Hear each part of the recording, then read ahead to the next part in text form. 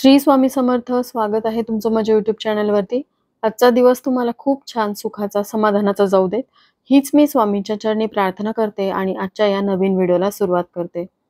श्रावण महिन्याच्या वद्य पक्षातील अष्टमीला श्रीकृष्ण जयंती साजरी केली जाते. श्रावण नारळी पौर्णिमा झाली की सर्वांनाच श्रीकृष्ण जन्माष्टमीचे वेध लागतात. संपूर्ण देशात जन्माष्टमी मोठ्या प्रमाणात साजरी केली जाते. श्रावण वद्य अष्टमी या तिथीला मध्यरात्री रोहिणी नक्षत्रावर मथुरेत कंसाच्या बंदी शाळेमध्ये श्रीकृष्णाचा जन्म झाला. यंदा 15 ऑगस्ट 2025 रोजी रात्री 11:49 श्रावण वद्य अष्टमी सुरू होत आहे, तर 16 ऑगस्ट 2025 रोजी रात्री 9:34 श्रावण अष्टमी समाप्त होत आहे. श्रीकृष्णांचा जन्म मध्यरात्री झाल्याचे मानले जाते, त्यामुळे हा योग 15 ऑगस्ट 2025 रात्री जुळून येत आहे. 16 ऑगस्ट 2025 रोजी दहीहंडी म्हणजेच गोपाळकाला साजरा केला जाणार आहे. दरम्यान श्रीकृष्ण जन्माष्टमीचा उत्सव भारतामध्ये सर्वत्र साजरा केला जातो, तर यंदा हा उत्सव आपल्याला 15 ऑगस्ट रोजी रात्री 11:49 पासून ते 12:45 पर्यंत साजरा करायचा आहे. आणि श्रीकृष्ण जन्माष्टमीचा उपवास देखील आपल्याला 15 ऑगस्ट रोजीच करायचा आहे. आजच्या या व्हिडिओमध्ये श्रीकृष्ण जन्माष्टमी कशी साजरी करावी, पूजा कशी करावी, पूजा करताना कोणते स्तोत्र मंत्र बोलावेत, श्रीकृष्णांचा पाळणा म्हणताना कोणता मंत्र बोलावा, त्याचबरोबर सेवा कोणत्या कराव्यात, या पूजेची उत्तर पूजा नेमकी कधी करावी, याबद्दलची संपूर्ण माहिती मी आज या व्हिडिओमध्ये शेअर करणार आहे. त्यामुळे व्हिडिओ स्किप न करता शेवटपर्यंत बघा.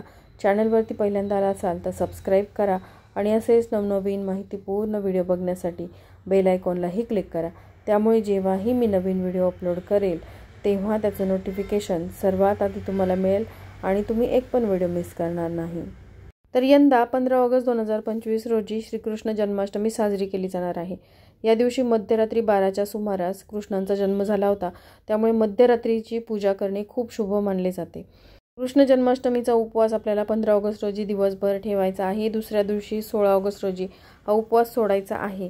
या दिवशी तुम्ही फलाहार घेऊन उपवास करू शकता. या दिवशी कृष्णांची पूजा करतात आणि कृष्णांच्या बाललीलांचे स्मरण करतात. आता आजच्या या व्हिडिओमध्ये श्रीकृष्ण जन्माष्टमी कशी साजरी करावी, पूजाविधी कशी करावी हे मी शेअर करणार आहे. तर ही पूजाविधी आपल्याला 15 ऑगस्ट रोजी करायची आहे. रात्री 11:49 पासून ते 12:45 पर्यंत आपण ही पूजाविधी करू शकतो. या पूजेदरम्यान आपल्याला काही स्तोत्र मंत्राचं पठण करायचं असतं, काही विशेष सेवा करायच्या असतात. तर ही संपूर्ण पूजाविधी सविस्तरपणे आपण आता जाणून घेणार आहोत. कृष्ण जन्माष्टमीची संपूर्ण पूजाविधी बघूयात.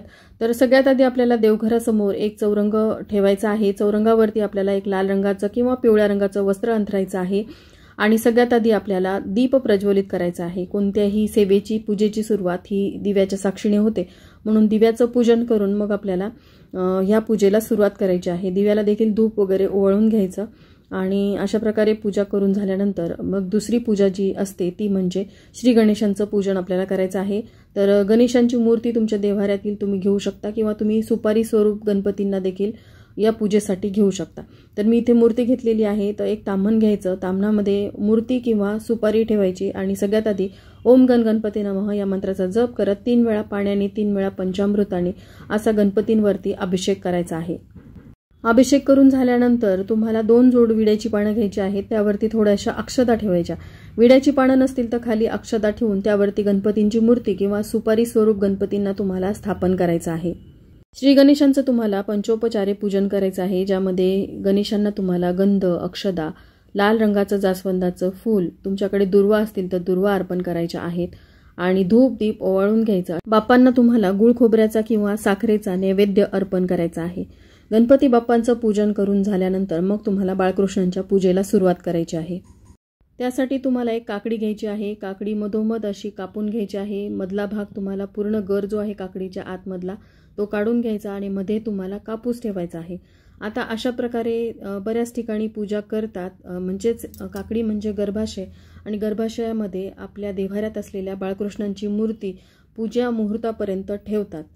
यंदा कृष्ण जन्माष्टमी पूजेची वेळ ही मध्यरात्री 12 ते 12:45 पर्यंत असणार आहे. त्याआधी बाळकृष्णांना तुम्हाला अशा प्रकारे काकडीच्या मध्ये ठेवायचे आहे. वरती आपण काकडीचा जो भाग कापून घेतलेला आहे तो ठेवायचा आणि तुम्हाला ही पूजा मांडणी सकाळी मांडता येईल किंवा तुम्ही 11:30 वाजता अशा प्रकारे पूजा मांडणी करून ठेवू शकता आणि बरोबर 12 वाजता तुम्हाला श्रीकृष्णांच्या पूजेला सुरुवात करायची आहे. तुमच्याकडे जर पूर्वीपासून श्रीकृष्ण जन्माष्टमीचा सोहळा साजरा केला जात नसेल तरी देखील तुम्ही जेव्हापासून हा व्हिडिओ बघताय तेव्हा तुमची इच्छा झाली तर तुम्ही नक्कीच हा सोहळा साजरा करू शकता. यामुळे तुमचं काहीही वाईट होणार नाही, उलट तुमच्या घरामध्ये सुख समृद्धीच येणार आहे. बऱ्याच ठिकाणी ही जी काकडी आहे ती दिवसभर देवघरामध्ये ठेवतात आणि 12 वाजता पूजा मांडणी करून मग ही काकडी या पूजेमध्ये ठेवली जाते. असंही तुम्ही करू शकता किंवा तुम्ही 11:30ला पूजा मांडणी सांगितल्याप्रमाणे करून घ्यायची आहे आणि बरोबर 12 वाजता तुम्हाला एक पाळणा तुमच्या घरामध्ये असेल तर तो पाळणा ठेवायचा आहे. पाळणा नसेल तर तुम्ही छोटासा एक पाळणा तयार करू शकता किंवा तुम्ही सिंहासनाचा वापर करू शकता. पण श्रीकृष्ण जन्माष्टमीच्या दिवशी पाळणा अतिशय महत्त्वाचा आहे. असे पाळणे तुम्हाला बाजारामध्ये सहज मिळून जातील. तर पाळण्याशिवाय श्रीकृष्ण जन्माष्टमी अपूर्ण आहे, कारण आपल्याला जन्मोत्सव साजरा करायचा आहे, त्यासाठी पाळणा हा अतिशय महत्त्वाचा आहे. बरोबर या काकडीमध्ये ठेवलेले बाळकृष्ण तुम्हाला 12 वाजता बाहेर काढायचे आहेत. सांगितल्याप्रमाणे पूजेचा शुभ मुहूर्त जो आहे तो मध्यरात्री 12 ते 12:45 पर्यंत असणार आहे. याच दरम्यान आपल्याला पूजाविधी संपूर्ण सेवा करायच्या आहेत.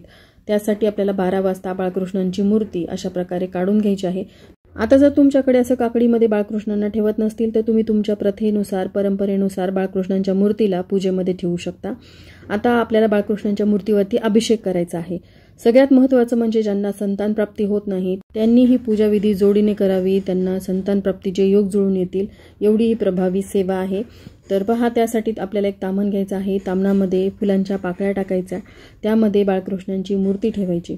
आता या मूर्तीवरती आपल्याला अभिषेक करायचा आहे. अभिषेक करत असताना आपल्याला सगळ्यात आधी पुरुष सूक्तचं पठण करायचं आहे. पुरुष सूक्त, त्यानंतर तुम्हाला श्री सूक्ताचं पठण करायचं आहे. हे दोन्ही स्तोत्र नित्यसेवा स्तोत्र मंत्र या पोथीमध्ये दिलेले आहेत. जर तुम्हाला पठण करणं शक्य नसेल तर तुम्ही श्रवण करत हा अभिषेक करू शकता. तुमच्या घरामध्ये शंख असेल तर शंखाच्या साह्याने अशा प्रकारे तुम्ही पुरुष सूक्त आणि श्री सूक्त म्हणत अभिषेक करायचा आहे. आणि ज्यांना पुरुष सूक्त किंवा श्री सूक्त पठण करता येत नसेल त्यांनी सरळ ओम नमो भगवते वासुदेवाय नमः या मंत्राचा जप करायचा आहे आणि तुम्हाला अशा प्रकारे शंखाने अभिषेक करायचा आहे. सगळ्यात आधी जलाभिषेक करून घ्यायचा. त्यानंतर तुम्ही पंचामृत घेऊ शकता. पंचामृतामध्ये तुम्हाला दूध, दही, मध, साखर आणि तूप या 5 वस्तूंचा वापर करायचा आहे. पंचामृत भगवान श्रीकृष्णांना अतिशय प्रिय मानलं जातं. त्यांची पूजा ही पंचामृताशिवाय अपूर्ण आहे. पंचामृत नसेल तर तुम्ही दुधाचा वापर करू शकता. बघा, दूध, दही, लोणी असेल हे बाळकृष्णांना तसंही खूप प्रिय आहे. ज्यांना खूप वर्षापासून मूलबाळ होत नाही त्यांनी जोडीने अभिषेक केल्यानंतर अभिषेकाचं जे तीर्थ आहे ते दोघांनी मिळून पिऊन घ्यायचं आहे. यामुळे तुम्हाला संतान प्राप्तीचे योग जुळून येऊ शकतात. त्यानंतर बाळकृष्णांच्या मूर्तीला तुम्हाला स्वच्छ पुसून घ्यायचं आहे. बाळकृष्णांसाठी तुम्ही नवीन अलंकार आणले असतील, बासरी आणली असेल, मुकुट आणला असेल तर ते अलंकार तुम्ही अर्पण करायचे आहेत. पण त्याआधी तुम्हाला बाळकृष्णांना अत्तर लावायचं आहे. अत्तर लावण्यासाठी तुम्ही फुलांचा वापर करू शकता किंवा तुम्ही कापसाचा छोटासा तुकडा घेऊ शकता आणि त्याने तुम्ही अत्तर जे आहे ते बाळकृष्णांना लावून घ्यायचं आहे. त्यानंतर बाळकृष्णांसाठी आणलेले अलंकार वगैरे त्यांना तुम्हाला घालायचे आहेत. आता माझी बाळकृष्णांची मूर्ती ही खूप छोटी आहे. फार काही अलंकार मला घालता येत नाहीत. ही लग्नातली आहे त्यामुळे मी काही हिला बदललेलं नाही. अतिशय भरीव अशी मूर्ती आहे. तर फक्त ही छोटीशी मोत्याची माळ मी घालत असते आणि माझ्याकडे एक मोराचा मुकुट देखील असतो पण तो खराब झाला आहे. यावर्षी बाळकृष्ण जन्माष्टमीला मी तो नक्की आणेल आणि त्यावेळेस मी तो घालेल. त्यानंतर बाळकृष्णांना तुम्हाला तुमच्या घरामध्ये चंदन असेल किंवा अष्टगंध असेल तर ते लावून घ्यायचं आहे. अक्षदा अर्पण करायच्या आहेत. आता जो पाळणा आपण घेतलेला आहे त्या पाळण्यामध्ये बाळकृष्णांच्या या मूर्तीला आपल्याला ठेवायचं आहे. बाळकृष्णांना छानपैकी तयार केल्यानंतर जो पाळणा आपण ठेवलेला आहे पूजेमध्ये त्या पाळण्यामध्ये बाळकृष्णांच्या मूर्तीला आपल्याला ठेवायचं आहे. आणि प्रत्येकाच्या घरामध्ये बाळकृष्णांची छोटी असेल मोठी असेल मूर्ती ही असतेच. मूर्ती नसेल तर तुम्ही नक्की ती खरेदी करा. बऱ्याच जणांच्या घरामध्ये बाळकृष्णांचा फोटो असतो तर तुम्ही पूजेमध्ये फोटो देखील ठेवू शकता, हरकत नाही. फोटोला छोटा फोटो असेल तर तुम्ही तो फोटो पाळण्यामध्ये ठेवा. त्यानंतर बाळकृष्णांना तुम्हाला फुलं अर्पण करायची आहेत. आता पिवळ्या रंगाची फुलं बाळकृष्णांना म्हणजेच भगवान श्री हरिविष्णूंना अतिशय प्रिय मानली जातात. त्यामुळे एकतरी पिवळ्या रंगाचं फूल असेल तर ते अर्पण करावं. सगळ्यात महत्त्वाचं म्हणजे बाळकृष्णांना तुळशीपत्र म्हणजेच मंजुळा अतिशय प्रिय आहेत. त्यामुळे मंजुळा तुम्हाला आवर्जून जन्माष्टमीच्या दिवशी अर्पण करायच्या आहेत. बघा, जन्माष्टमीच्या दिवशी तुळशीचं व्रत असतं, त्यामुळे तुळस तोडली जात नाही. आदल्या दिवशीच तुम्हाला तुळशीपत्र हे तोडून ठेवायचे आहेत. आता पाळण्याची देखील आपण पूजा करायची आहे. पाळण्याला आपल्याला हळदी कुंकू अक्षता फुलं अर्पण करायची आहेत.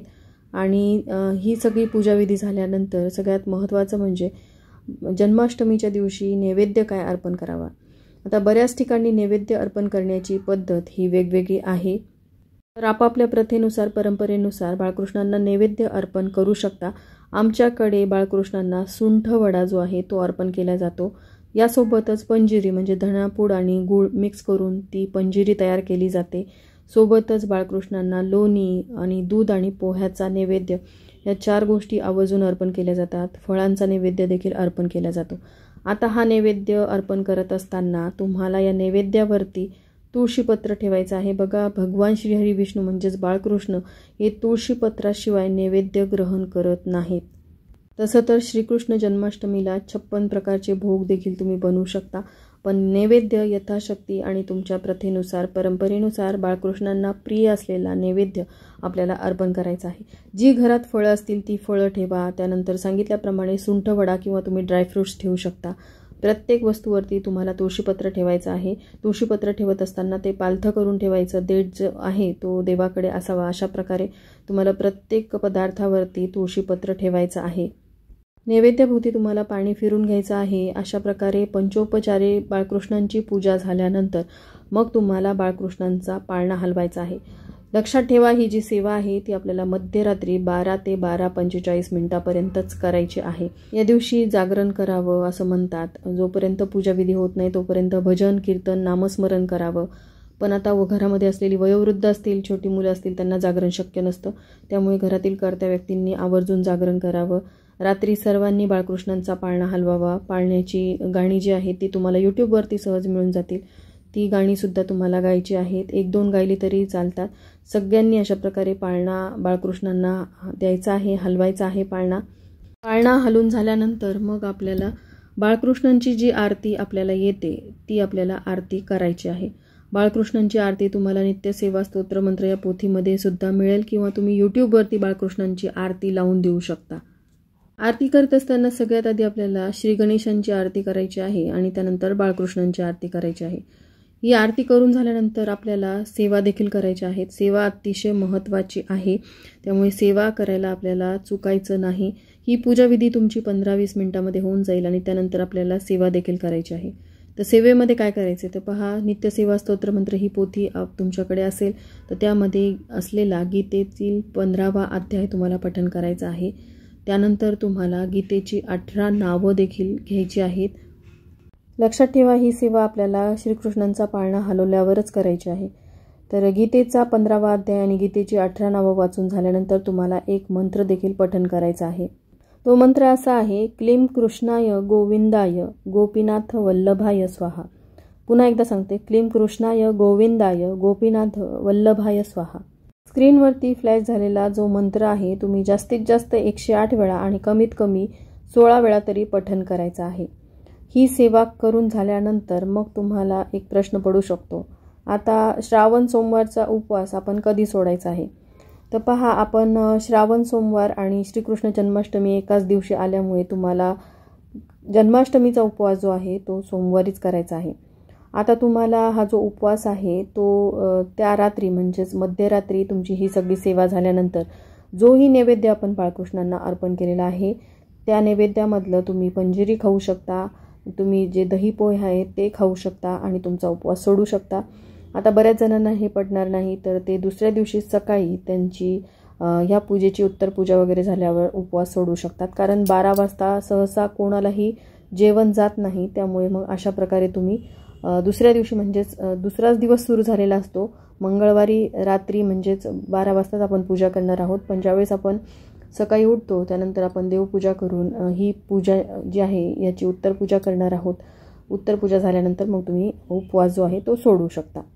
आता ज्यांना उपवास सोडायचाच आहे त्यांनी ह्या सगळ्या सेवा झाल्यानंतर रात्री 12:30 वाजता जेवण केलं तरीही चालणार आहे. आता ज्यांना हे व्रत करणं शक्य नाही, उपवास करणं शक्य नाही, झेपत नाही, तब्येतीच्या काही समस्या आहेत त्यामुळे हे व्रत करणं शक्य नाही, उपवास करणं शक्य नाही, अशा सर्वांनी उपवास नाही केला तरी चालेल, पण अशा कोणत्या चुका आहेत किंवा ज्या काही गोष्टी आहेत त्या टाळायच्या आहेत, त्या कोणत्या आहेत यावरचा एक सेपरेट व्हिडिओ मी उद्या शेअर करणार आहे. आता सगळ्यात महत्त्वाचं म्हणजे ह्या पूजेची उत्तर पूजा तुम्हाला कशा प्रकारे करायची आहे. पहा, सोमवारी आपण श्रीकृष्ण जन्माष्टमीचा उपवास करणार आहोत. मध्यरात्री मंगळवार सुरू होणार आहे. मंगळवारी गोपाळकाला म्हणजेच दहीहंडी साजरी केली जाते.